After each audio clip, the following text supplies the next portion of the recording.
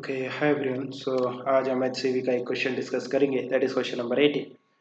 So it says a long cylindrical wire carries a positive charge of a linear density 2 into 10 raised to the power minus 8. An electron revolves around it in circular path under the influence of the attractive electrostatic force. Find the kinetic energy of the electron. Note that it is independent of the radius. Fine.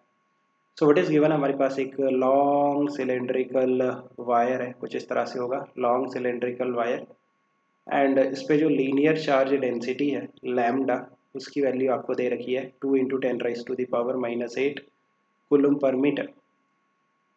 Now इस wire से अगर हम are distance पे जाते हैं, then are distance पे जो electric field की वैल्यू होगी that will be 2k lambda by R. ये आपको पता होना चाहिए.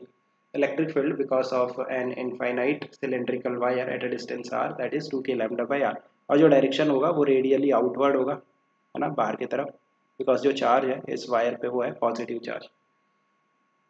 ना अगर आपके पास एक इलेक्ट्रॉन होता है, let's say eight a distance are, यहाँ पे हमारे पास एक इलेक्ट्रॉन है, देन इस इलेक्ट्रॉन पे इलेक्ट्रोस्टैटिक फोर्स लगेगा.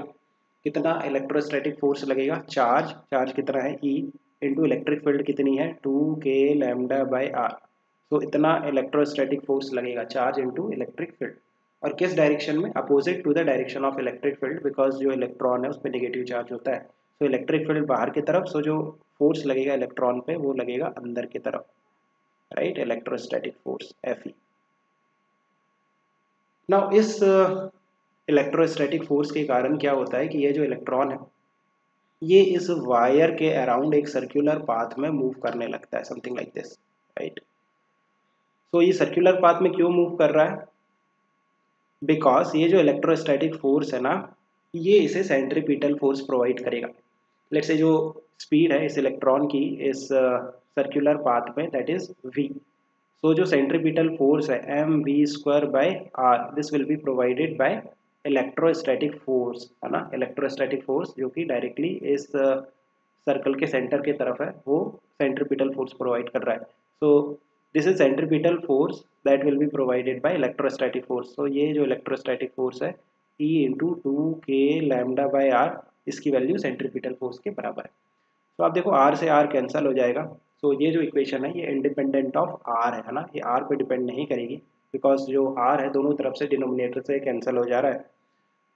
नाउ हमें काइनेटिक एनर्जी निकालना है. सो आप देखो काइनेटिक एनर्जी की जो वैल्यू होगी, kinetic energy that is simply half mv². सो यहाँ से ये जो इक्वेशन है mv² की वैल्यू हम डायरेक्टली पुट कर सकते हैं. हाफ mv² की वैल्यू कितनी है? 2ek lambda. सो 2ek लैम्डा, तो 2 से 2 कैंसिल हो गया. So kinetic energy simply E into K into lambda. E की वैल्यू क्या है? Charge on electron 1.6 into 10 raise to the power minus 19. जो K है that is 9 into 10 raise to the power 9 into lambda कितना है 2 into 10 raise to the power minus 8.